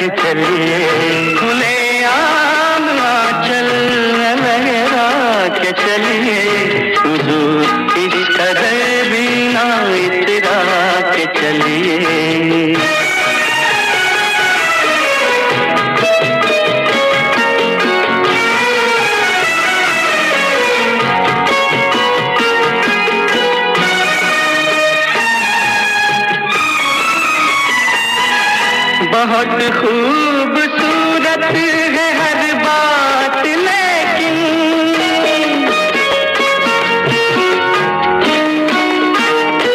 बहुत खूबसूरत है हर बात, लेकिन अगर दिल भी होता तो क्या बात होती। लिखी जाती फिर दास्ताने मोहब्बत, लिखी जाती फिर दास्ताने मोहब्बत, एक अफसाने जैसी मुलाकात होती हुजूर, कदर भी न इतरा के चलिए, खुले आम आंचल न लहरा के चलिए। बहुत आपको गजल कैसी लगी है? बहुत खूबसूरत गजल आपने। अब आप एक मिर्जा गालिब की भी सुनाइएगा इसके बाद में। आप लगा दीजिए। अच्छा हाँ जी हाँ दोस्तों, अभी हमारे व्हाट्सएप ग्रुप में ये अमिता गुप्ता जी, ये बहुत ही अच्छा कार्यक्रम लग रहा है इनको, चलिए धन्यवाद। हाँ, यतेंद्र गुप्ता जी ने तारीफ की है और लिखा है कि जगजीत सिंह की एक गजल लगा दें। चलिए आप पहले सुनाइए, उसका फिर जगजीत सिंह। मैं अपनी सुनाती हूँ, फिर आप जगजीत सिंह की तैयारी कीजिए। हाँ, तो श्रोताओं, जैसा मैंने कहा था कि बहुत अरसों पहले मैंने एक जो नज़म या गज़ल लिखी थी वो मैं आपको सुनाऊंगी। बाद मुद्दत के तू आया है मेरे आंगन में, बाद मुद्दत के तू आया है मेरे आंगन में, कोई शिकवा नहीं जज्बात की बातें कर लें। मैं तेरी हीर नहीं तू मेरा रांझा न रहा, मैं तेरी हीर नहीं तू मेरा रांझा न रहा, बिकते और कांपते इंसान की बातें कर लें। अरे वाह। तेरे हाथों की लकीरों में मेरा नाम न था, तेरे हाथों की लकीरों में मेरा नाम न था, इससे बढ़कर भी यहाँ जुल्म सितम देखे हैं। इस उदासी का सबब तू नहीं मेरे रहबर, इस उदासी का सबब तू नहीं मेरे रहबर, तेरी उल्फत के सिवा और भी गम देखे हैं। अपनी मायूस मोहब्बत की किताबें मत खोल, अपनी मायूस मोहब्बत की किताबें मत खोल, रंजिशे बेजा नहीं तस्कीन की बातें कर लें। मैं तेरी हीर नहीं तू मेरा रांझा न रहा, बिकते और कांपते इंसान की बातें कर लें। जश्न उल्फत में नहाती हुई मासूम कली, जश्न उल्फत में नहाती हुई मासूम कली, उनके मसले हुए दिल और बदन देखे हैं। उनकी बिकती हुई इस्मत के वो सौदे वाले, जिनके बुतखाने में सिजदे किए सर देखे हैं। हमने देखी है बहन माँ की और बेटी की झलक, हमने देखी है बहन माँ की और बेटी की झलक, उनके टूटे हुए ख्वाबों की भी बातें कर लें। मैं तेरी हीर नहीं, तू मेरा रांझा न रहा, बिकते और कांपते इंसान की बातें कर लें। बहुत अच्छा। तलखियाँ जीस्त की तूने भी तो देखी होंगी, तलखियाँ जीस्त की तूने भी तो देखी होंगी, दिल को दहला दे वो खामोशियाँ देखी होंगी। मुफलसी ने जिन्हें घेरा था शिकारी की तरह, मुफलसी ने जिन्हें घेरा था शिकारी की तरह, उन यतीमों की वो आहें भी तो देखी होंगी।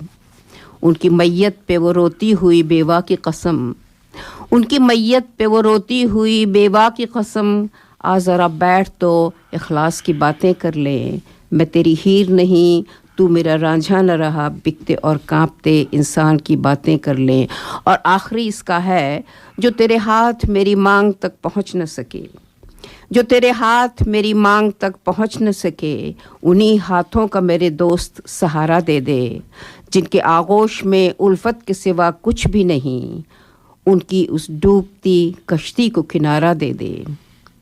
अपने खोए हुए ख्वाबों से पशेमा हूँ नहीं, अपने खोए हुए ख्वाबों से पशेमा हूँ नहीं, उनके टूटे हुए ख्वाबों की भी बातें कर ले। मैं तेरी हीर नहीं, तू मेरा रांझा न रहा, बिकते और कांपते इंसान की बातें कर लें। बहुत अच्छा, बहुत अच्छा। तो चलिए गुप्ता जी, ये फरमाइश का एक लगा देते हैं, जगजीत सिंह का गजल। जी हाँ, उसके बाद मिर्जा गालिब का भी लगाइए। उसके बाद लगाते हैं।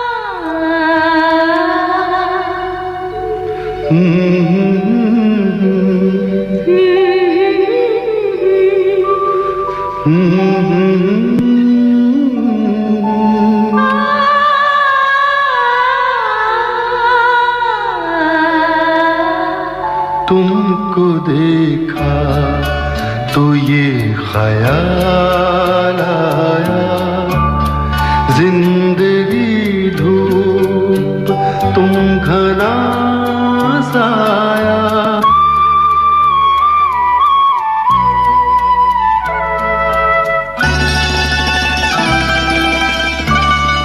तुमको देखा तो ये ख्याल आया, तुमको देखा तो ये ख्याल आया, जिंदगी धूप तुम घना साया। तुमको देखा तो ये ख्याल आया।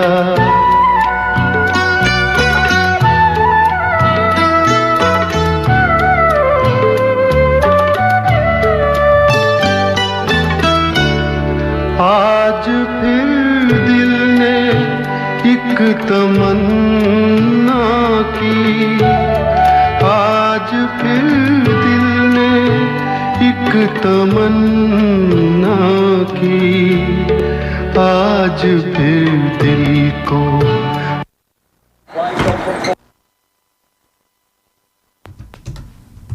तो जी हाँ दोस्तों, लगता है कि थोड़ा सा सीडी फंस रही है ये। तो चलिए गुप्ता जी, आपको ये गज़ल पसंद आई होगी।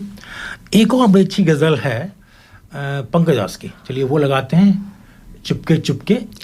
इससे पहले आप गाना लगाएं, ये बहुत, आपने जो गज़ल सुनाई है बहुत ही खूबसूरत गज़ल है और इसको लिखा है मशहूर शायर जावेद अख्तर ने। जी हाँ, जी हाँ। नहीं चलिए, अच्छा एक मैसेज आएगा राजेश जी, एक जोक और सुना दीजिए। चलिए सुना देते हैं। क्या हुआ, दो टीचर आपस में बातें कर रहे थे। आपके पास जोकों का भंडार है लगता है। अभी मैसेज आया कि साहब एक जोक और है। तो चलिए साहब, वो दो टीचर आपस में बैठे बातें कर रहे थे। हाँ।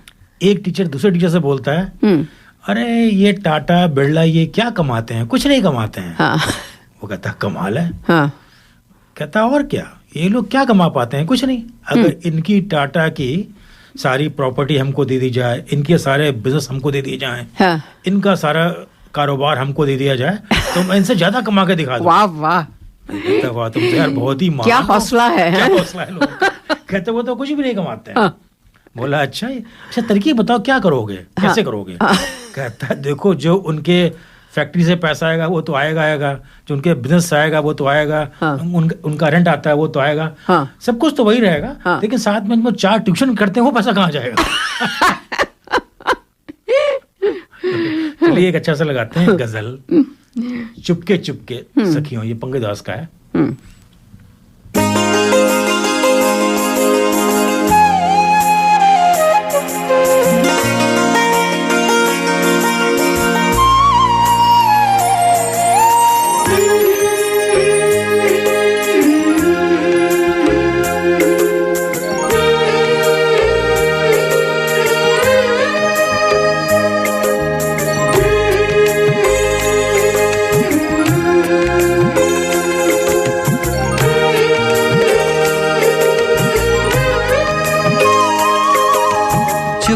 चुपके सखियों से वो बातें करना भूल गई, चुपके चुपके सखियों से वो बातें करना भूल गई। मुझको देखा पनघट पे तो, मुझको देखा पनघट पे तो पानी भरना भूल गई, चुपके चुपके सखियों से वो बातें करना भूल गई।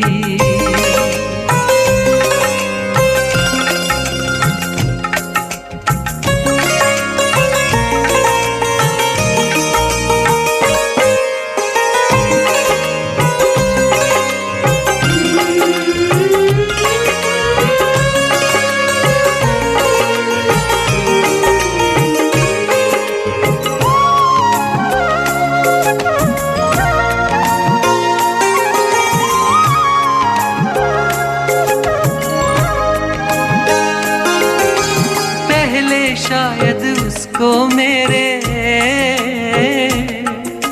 चेहरे का अंदाज न था, पहले शायद उसको मेरे चेहरे का अंदाज न था। मुझसे आंखें टकराई तो, मुझसे आंखें टकराई तो खुद पे मरना भूल गई, चुपके चुपके सखियों से वो बातें करना भूल गई, चुपके चुपके सखियों से वो बातें करना भूल गई।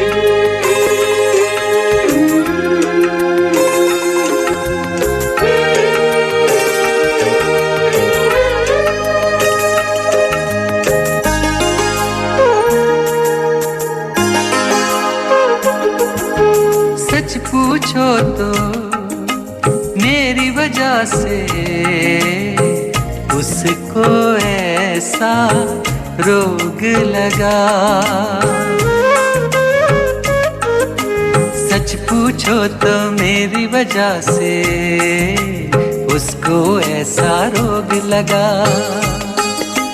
काजल मेहंदी कंगन बिंदिया, काजल मेहंदी कंगन बिंदिया से सवरना भूल गई, चुपके चुपके सखियों से वो बातें करना भूल गई, चुपके चुपके सखियों से वो बातें करना भूल गई।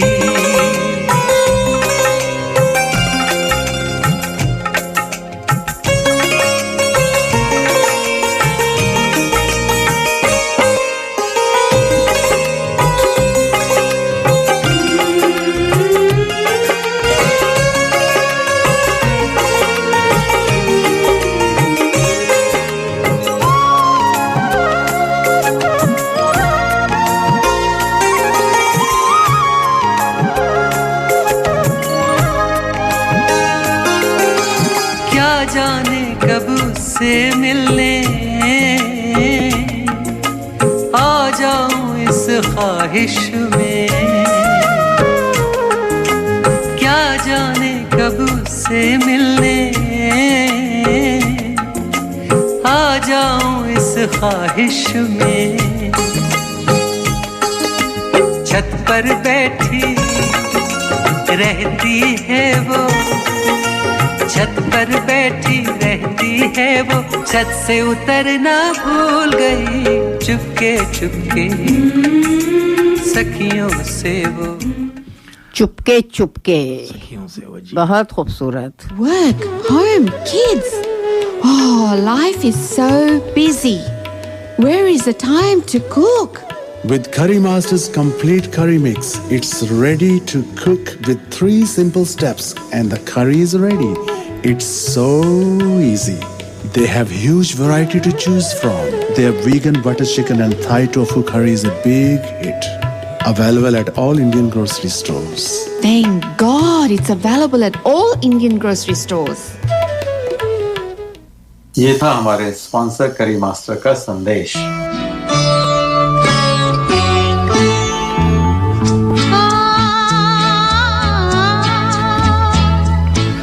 और दोस्तों ये है गुलजार साहब के गाने, बड़े बढ़िया गाने जो मेरी फेवरेट है।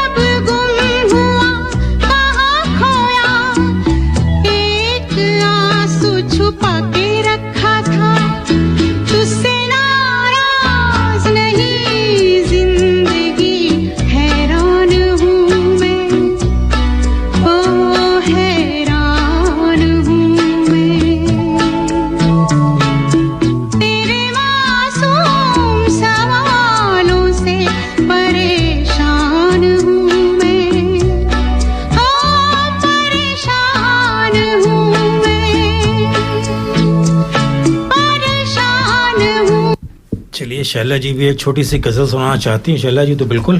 तो श्रोताओं में एक और अपनी बहुत पुरानी लिखी हुई नज्म सुनाऊंगी।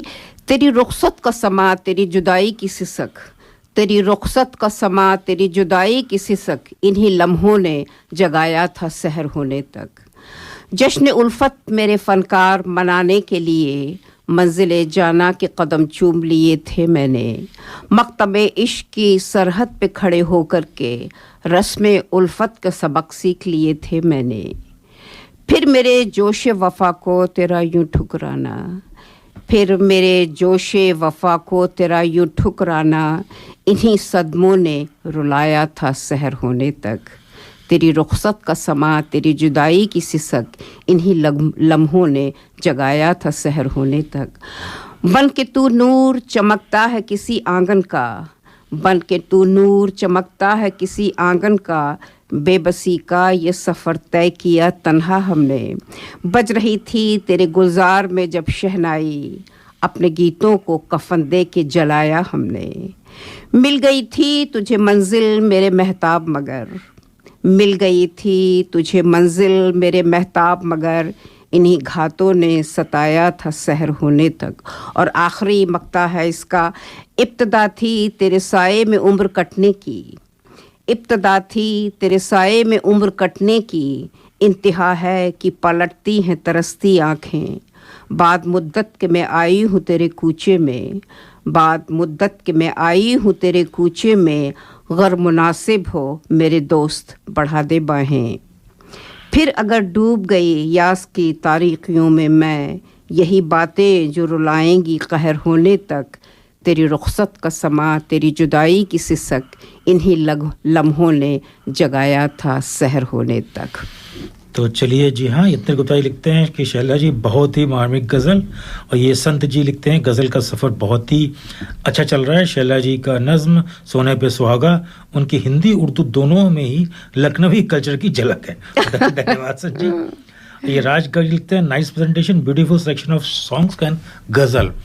तो अजय दोस्तों, जब गज़ल चल रहा है तो एक और आपने मिर्ज़ा गालिब की तो लगाई नहीं, चलिए इसके बाद लगा देते हैं।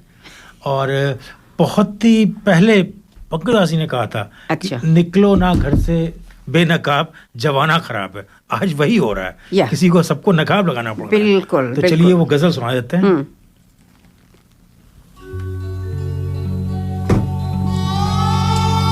बेपर्दा नजर आई जो कल चंद बीवियां, अकबर ज़मीं में गैरत कौमी से गड़ गया। पूछा जो मैंने आपका पर्दा वो क्या हुआ, कहने लगी कि अक्ल पे मर्दों की पड़ गया। निकलो ना बेनकाब,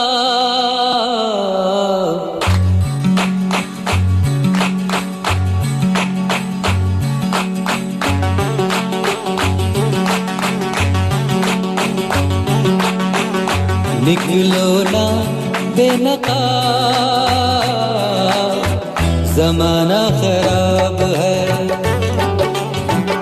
निकलो ना बेनकाब, ज़माना खराब है। और उस पे ये शबाब, ज़माना खराब है। निकलो ना बेनकाब, ज़माना खराब है।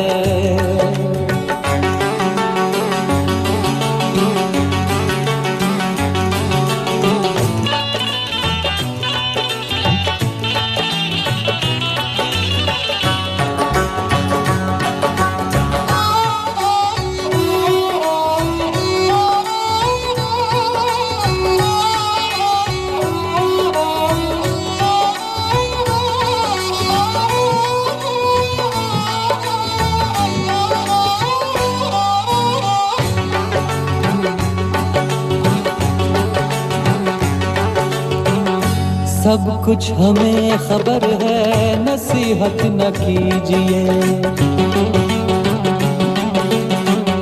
सब कुछ हमें खबर है, नसीहत न कीजिए। सब कुछ हमें खबर है, नसीहत न कीजिए, सब कुछ हमें खबर है, नसीहत न कीजिए। क्या होंगे हम खराब, जमाना खराब है। क्या होंगे हम खराब, जमाना खराब है। और उस पे ये शबाब, जमाना खराब है। निकलो ना बेनकाब, जमाना खराब है।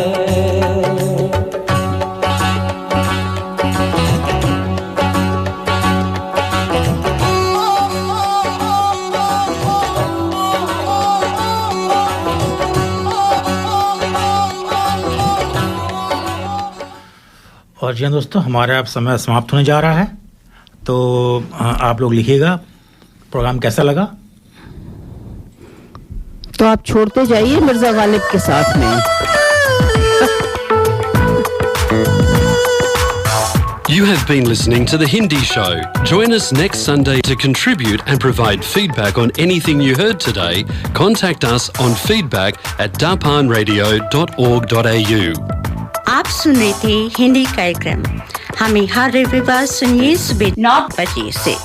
अपने विचार भेजिए आज के कार्यक्रम के बारे में। ईमेल कीजिए feedback@darpanradio.org.au। और यहाँ जाते जाते आपके लिए एक अच्छी सी गजल छोड़े जा रहे हैं, इन आंखों की मस्ती के।